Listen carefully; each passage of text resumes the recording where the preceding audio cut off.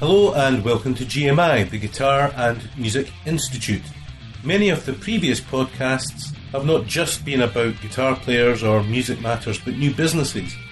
And this podcast is also about a business that is in Massachusetts, in Boston, in America. The owner of that business is called Sam Tharp, and he runs a website called Fretish. When Fretish first came to my attention, I was really interested because it seems like it's a great idea, but does it have a lot of pitfalls?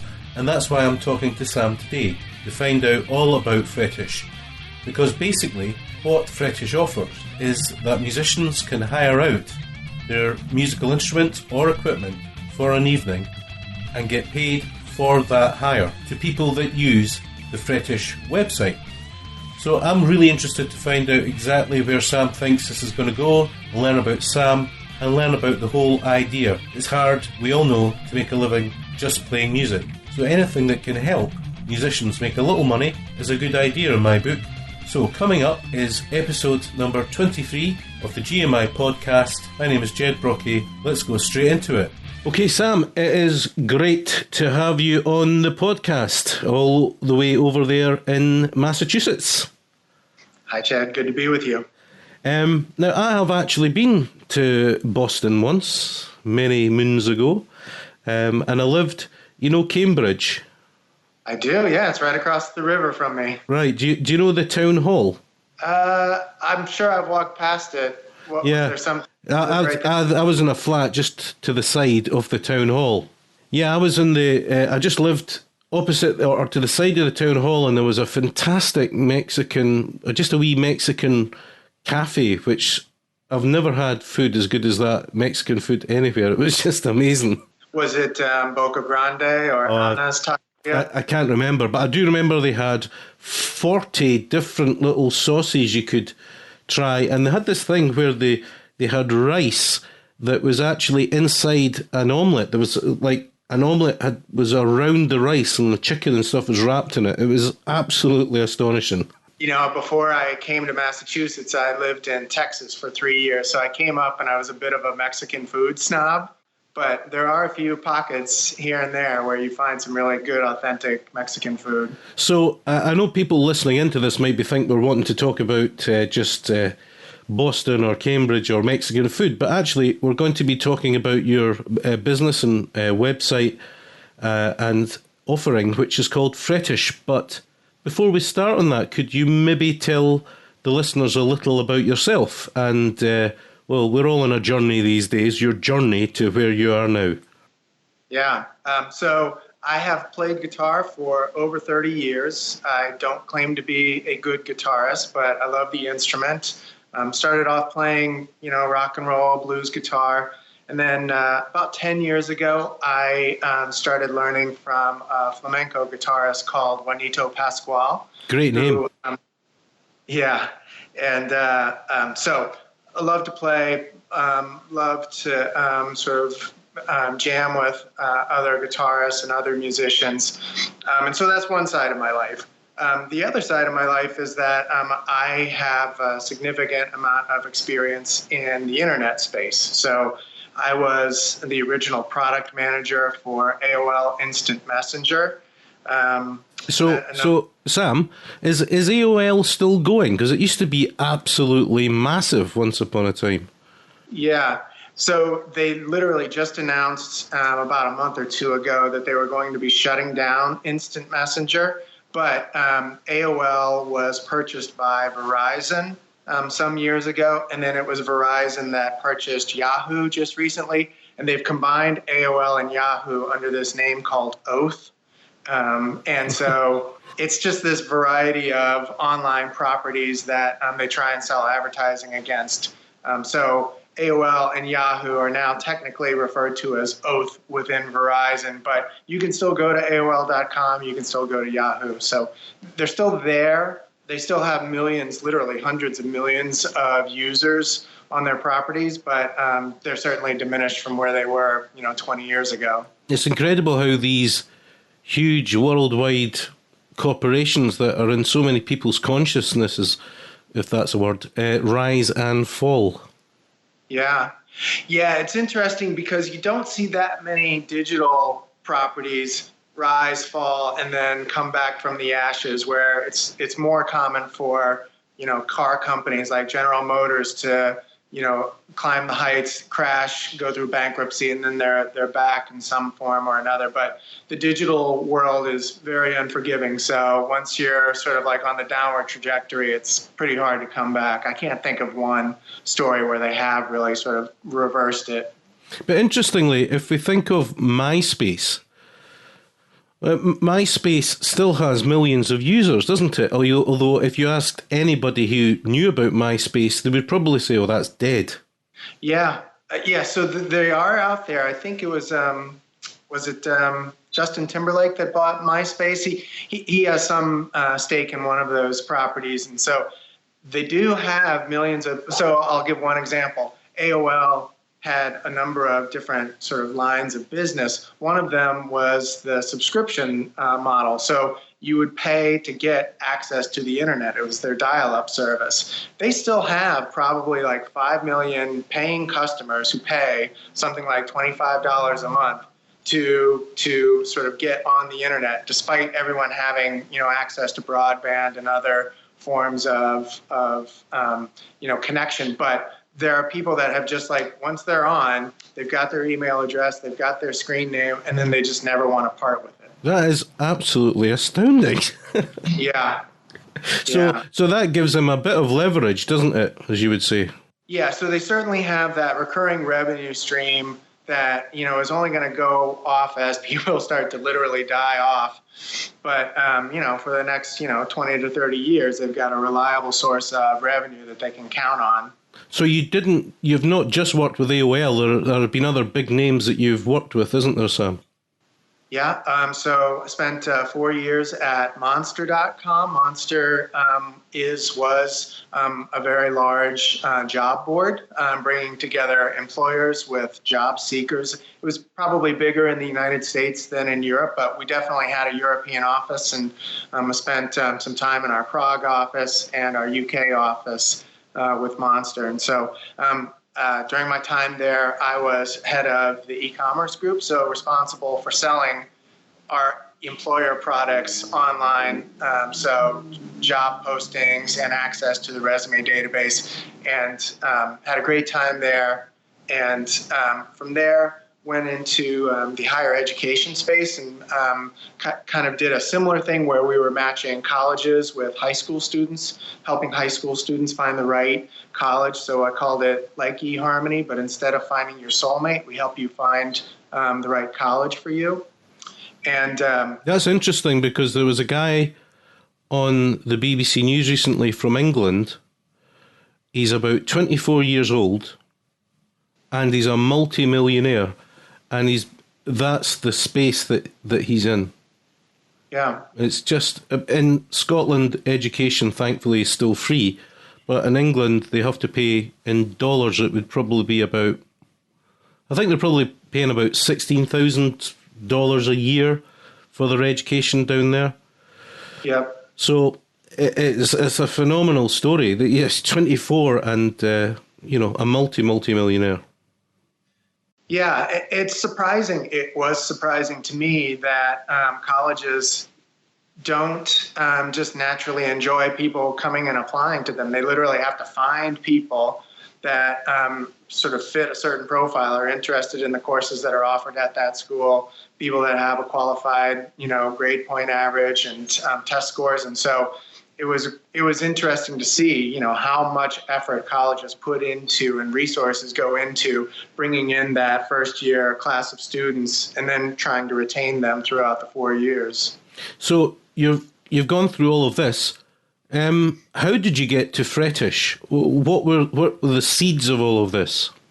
Yeah, I've been thinking about Fretish as a concept for about 2 years, starting in 2015. And really, there was no one single aha moment where I said, I know what I'm going to do. I know what I'm going to name it. It was more an observation of what was happening in the digital space and looking at players like Airbnb, and to a lesser extent, Zipcar, which is a car sharing service, and Uber. And so just thinking, what is the natural progression from real estate property and automotive properties? It wouldn't seem too far a stretch to move into the music instrument space. And so I had this concept in my mind of matching people who own musical instruments but are not currently using them, and then offering them up for a short-term loan or rent to friends and neighbors. And the brand name Fretish really came to me. That more or less was an aha moment where I spend a lot of time online on social media platforms looking at guitar pictures. And so, as is the way things happen, most people will hashtag these photographs, and they might say something like guitar porn or gear porn or something along those lines. And so the idea of the fret of the neck of a guitar and Fretish and fetish, it all started to coalesce around this notion of people having this insatiable quest and thirst for the latest, coolest, most beautiful musical instrument out there. And so by chance, by fortune, good fortune, the name was available. So I bought the domain and then put in a service mark application.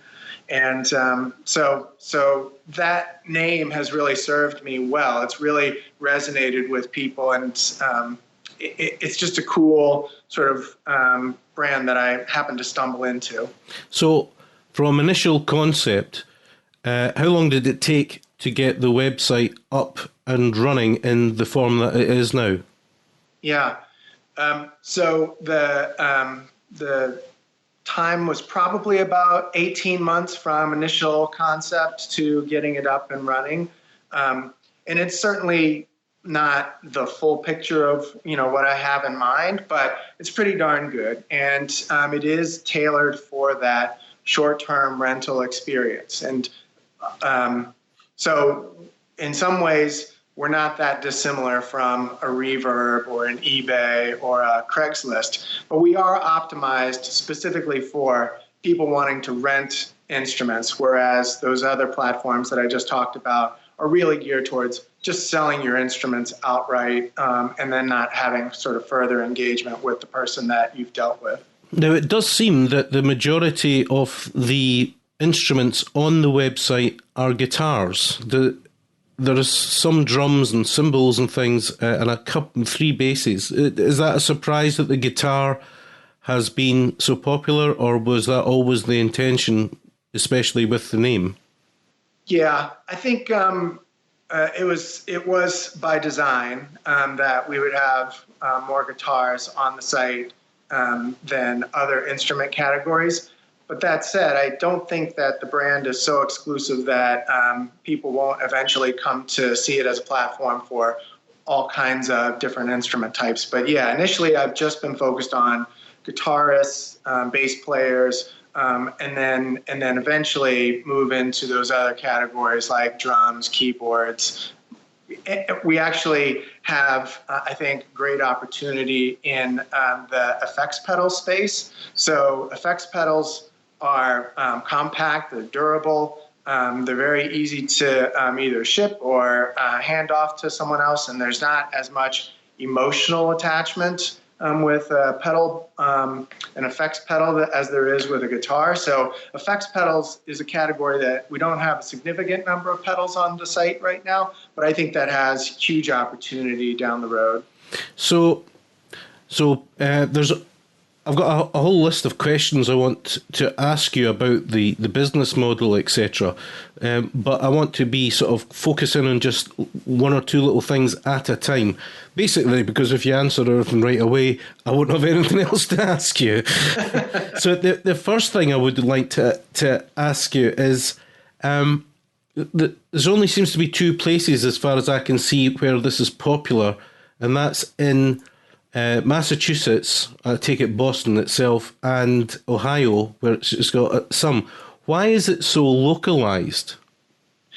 Well, it's a function of being a startup and really starting to focus on an individual market area to make sure that we've got all the kinks worked out. So it is by design that we've started in Boston and the greater New England area to really make sure that we're connecting the right people with one another, that we have the ability to scale. And then the plan in 2018 is to start to move out into other areas, specifically New York and Nashville, which of course are two big music towns. So I'm already talking rubbish, because as I zoomed in on the map, I see that there are 4 offers in Connecticut. Oh, wait now. I maybe got that wrong. There's there's some offers in New York, isn't there? Or is that more like we've got them in Boston, in Connecticut, in Rhode Island. And then I'm also in discussion with a number of smaller guitar builders, so luthiers. I want to come to that later, Sam. So, when you say that you want to target other areas, what do you mean by that? How do you go about targeting other areas? Well, a marketplace like Fretish has 2 sides to it. And there's the supply side, which is the instruments, and then there's the demand side, which are the people that want to rent them.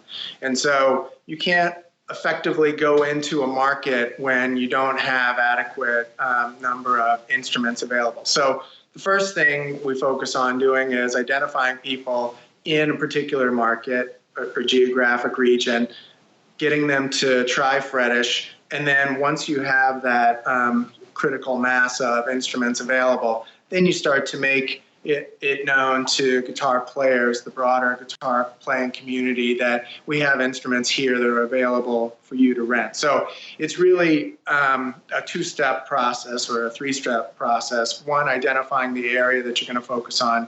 2, getting the supply side of the marketplace fulfilled. And then 3, raising awareness amongst the guitar players in that particular area.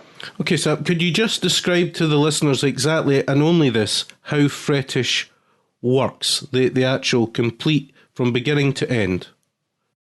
Yeah, so signing up with Fretish is free. Listing an instrument on Fretish is free. If you choose to rent your instrument through Fretish, we take a small percentage of that transaction, whether it's a rental or an outright sale of your instrument through Fretish. And that amount is 11% of the transaction. And on the guitar player side, it's even more simple. You don't have to register to go on the site and look at instruments. If you are a guitar player, you go on the site, you find an instrument that you like. You would simply click the rent button for that particular instrument, identify the days that you would like to play that instrument, and then you'd submit a credit card to essentially reserve that instrument to play. And so what happens at the time when you submit that credit card is it notifies the owner of the instrument that, hey, this person is interested in renting this instrument on this date or these dates. And then the guitar owner has the ability to essentially ask follow-up questions about maybe where they want to pick up or drop off the instrument. And then they either accept the booking request or they reject the booking request. If the booking request is rejected, then you, the person that had tried to rent the instrument, are not charged anything. If the owner says, yep, let's go forward, let's go forward with this transaction, you meet, you exchange, there's no exchange of money, it's all done through the platform, but the owner hands over the guitar, you take the guitar home, you play it, you maybe take it to the studio and play it, you return it, and then the payment is completed online through Fretish, similar to how an Uber or an Airbnb works. Okay, Sam, that was excellent, and I think everybody can get that. But I do have some reservations about this system, which I think a lot of people listening to this probably have. And that is, it seems like a thief's charter. They see an instrument they want, they quite fancy it, they hire it for $67 with a crooked credit card or something, and then they run off with the instrument. The other issue that I thought could be a possible problem is damage. How are all of these really complex areas, we're talking about instruments sometimes that cost a fortune and that people really love. How do you deal with all of that? Yeah. So there's a couple of sides to this. The first is the way that Fretish is going about raising awareness of the service. So it's not being mass marketed. It's really being more on an individual level. So we hold monthly guitar gatherings, and it's really a chance for musicians to meet with one another, get familiar with one another, and understand that there are people that are behind these transactions. And so this notion of a community that's built around on principles of honesty, trust, respect, that's something that is ingrained in people as we're bringing Fretish to their awareness. That's just one side of it. The other side is some of the things that I talked about the owner having the capability of doing. They don't immediately just hand over their instrument to someone. Someone makes a request to rent that instrument, and there's a 36-hour window in which the owner of the instrument can ask any question they want. So they can identify if, it's a smoking household, if there's small children in the household, if there's, a Labrador with an overactive happy tail, that they just don't want to risk their instrument going into, the wrong household. They can reject for any reason that they want. And so that's an area where the owner has, the capability, the right to reject a request at any time. So that's another area. And then there's the actual process of fulfillment. We don't recommend when you're doing short-term rentals that you ship an instrument out to someone that you've never met before. We strongly encourage there to be a face-to-face meetup point where you can get a size of the person that you're renting to. And again, if you're not comfortable, don't rent the instrument to that individual. So that's another aspect to it. There is an actual legal binding agreement that is happening when someone is renting through Fretish. So it's enforceable by law that you are going to guarantee the return of this instrument in good condition, shan't be lost or stolen, and that's legally binding. And so me, as the owner of Fretish, I have great incentive to ensure that this platform be a place that people trust and that they can regard as a site where there are honest actors taking place. So if there's any indication that someone is coming from over, say, 50 miles to come get your instrument, that's probably a red flag. That's the sort of thing where Fretish might make an interdiction of sorts and let the owner know that this doesn't seem to be like a typical engagement and you should beware. There are other resources that, I will call upon in order to make sure that, bad actors don't come onto the site. And so there's law enforcement, there's other mechanisms to ensure that you don't have your instrument stolen or damaged. So here's another problem. What about if the instrument is damaged, but you don't find out about that damage until later? Or how about unscrupulous owners who then say that their instrument was damaged, even if it wasn't? So great questions, and there's certainly that potential of fraud or deceit. And so what I advocate as common practice is to document instruments just as they're about to go out for rent, and to document instruments that are just received as a renter. Is this in a pictorial form? Yep. So like I just grab my phone as a common practice, and I do a quick video scan of the guitar before I send it out. I note the date, the time, and then would call out any blemishes that may previously exist.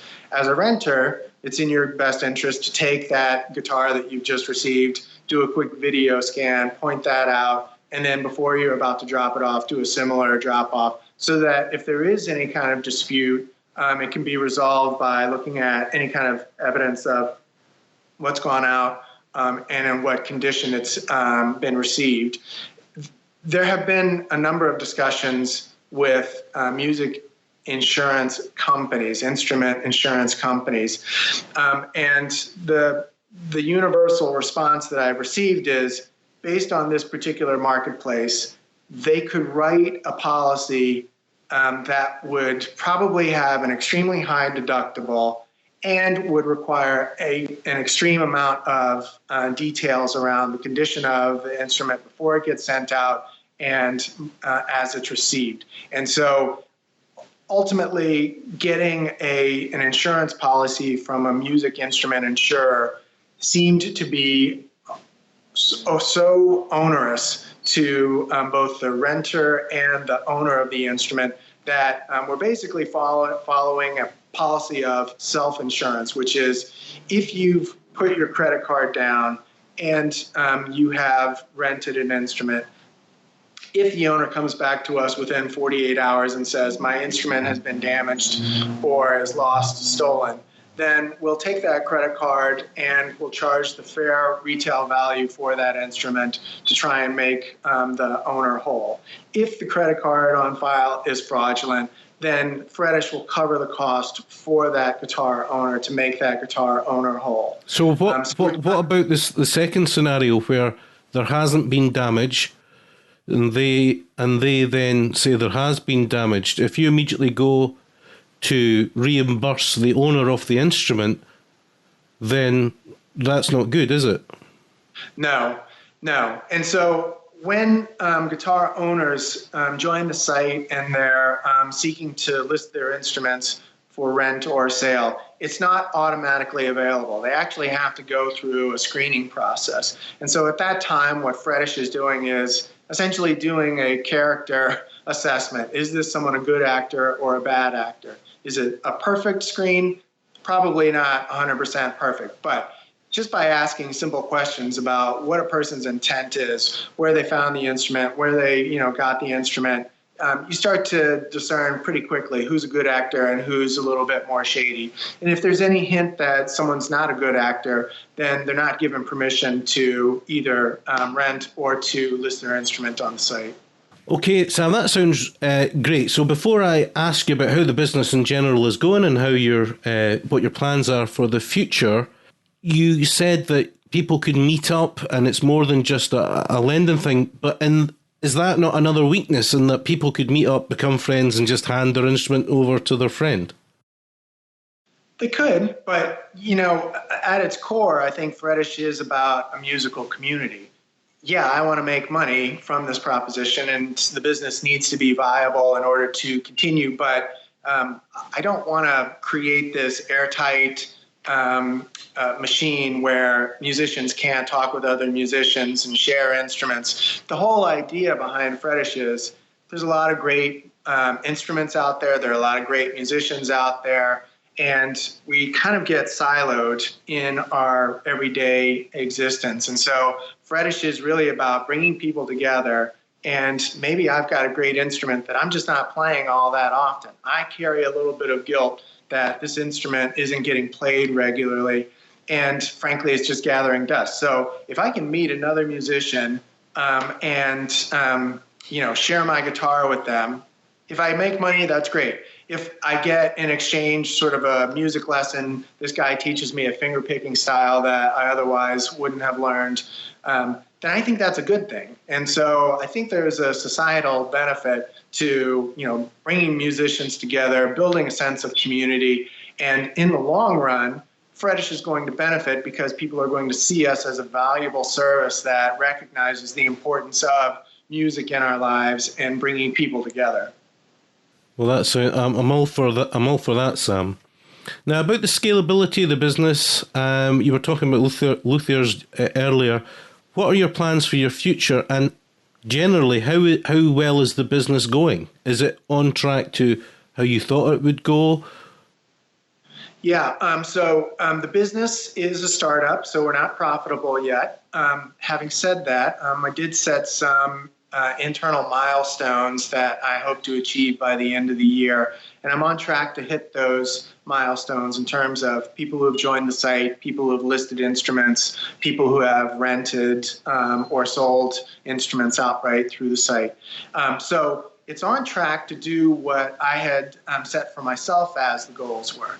And so with that momentum, 2018, I plan to start raising investment dollars to help grow and expand beyond the Boston and greater New England market. And so the intent is to raise some money and then from there expand into additional markets along the East Coast of the United States. And then, knock on wood, everything continues to go well, then we would expand nationally, if not globally, with Fretish. So it's been a great experience so far. A lot of enthusiasm from people that I've spoken with, both on the guitar owner side as well as on the player side.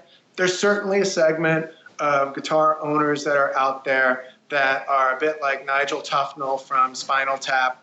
And, they say, don't look at my guitar, don't point at the guitar, don't breathe on the guitar. And that's totally fine. I recognize that Fretish isn't for everyone.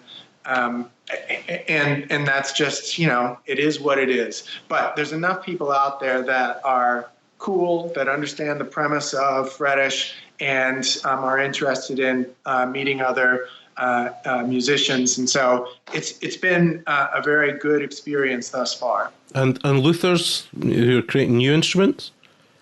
Yeah, so that's an interesting subsegment on the supply side. So there's individual guitar collectors, but then luthiers who produce, say, less than 1,000 instruments a year.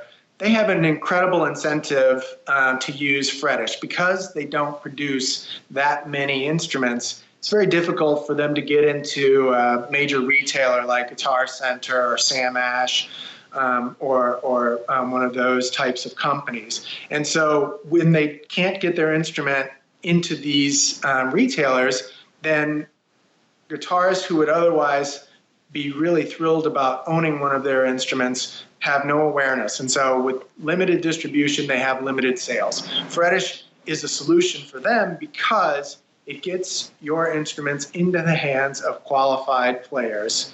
And then they can either purchase that guitar that they rented out, or they could then end up being a custom order for that luthier. So that's a really interesting segment of the supply side of Fretish that I've seen a lot of really good feedback attending some of the trade shows here in the New England area. There was the Northeast Guitar Expo that happened just a couple of months ago. Then there was the Woodstock Invitational Luthier Showcase in Woodstock, New York.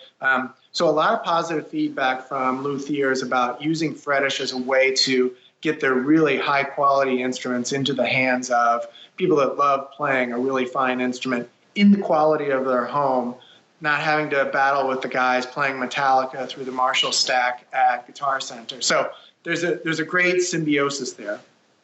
Well, I've got to say, Sam, I've really had to ask you about this business when you came to my attention, and it's been a fascinating interview. It'll be interesting to see how things develop, but I can assure you that we'll on the podcast page on the Guitar Music Institute website, we'll have that beautiful video that you created. We'll put that up.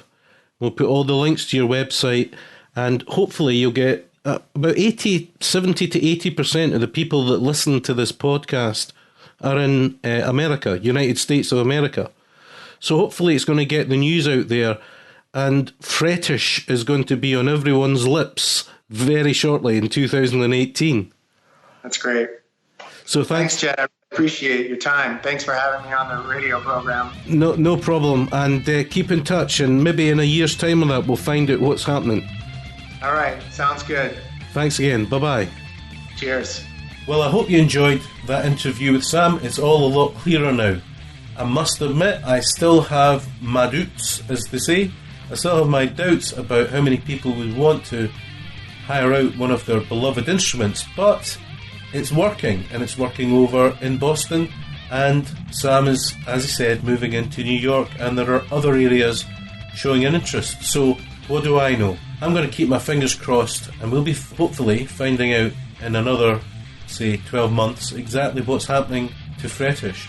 I would encourage you to come over to the Guitar Music Institute website, which is at www.guitarmusicinstitute.com, to learn more about Fretish. There's links to the website and various online resources. So this is December 2017. I would just like to say it's been really fun doing these podcasts. I started them in February. It's just been wonderful meeting all these people from around the world. I hope you're enjoying our output. My New Year's resolution for 2018 is to try and make sure that the podcasts come out thick and fast. So all that's left for me to do is to, if you're listening to this in December 2017, and you might well not be, because I know that these podcasts are downloaded time and time again, month after month, but if you are just about to embark upon Christmas and Hogmanay in the new year, all the best over the coming holiday period. So for me, Jed Brocky, I'm signing off for 2017, and hopefully, fingers crossed, I'll be back in 2018. Thanks for listening.